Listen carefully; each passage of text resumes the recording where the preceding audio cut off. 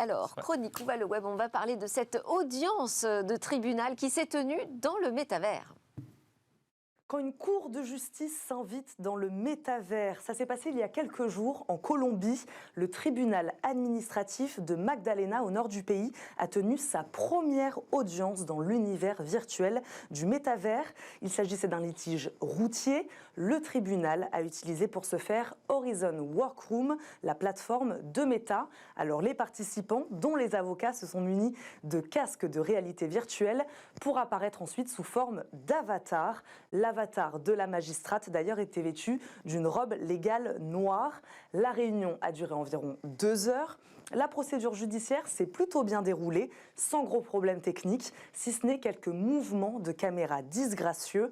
Cependant, l'utilisation du métavers dans ce type d'instruction ne fait pas l'unanimité. Le métavers ternirait l'image du tribunal. Certains observateurs ont critiqué les avatars. Par exemple, ils ressemblent à des personnages de dessins animés, a-t-on pu lire dans les commentaires, et cela diminue le sérieux d'une affaire.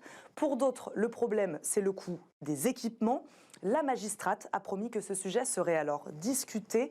Elle reste toutefois convaincue par l'intérêt du métavers. Dans le cas d'abus, par exemple, la victime n'a pas besoin de voir physiquement son agresseur. Il y a donc du pour et du contre. Mais la Colombie fait indéniablement ici un grand pas dans l'adoption et la démocratisation du métavers. Qu'on aille. C'était Smart Tech, merci à tous de nous avoir suivis, merci à mes invités d'être restés jusqu'à la fin. Nadim Bellalom, président de Diversidays, Guillaume Cariou, chargé de mission chez Connexio, et Géraldine Plénier, directrice générale de la Fondation Mosaïque. On a parlé de diversité dans la tech, ça fait du bien. On se retrouve demain pour parler de tout ce qui s'est passé cette semaine. Ce sera le grand débrief.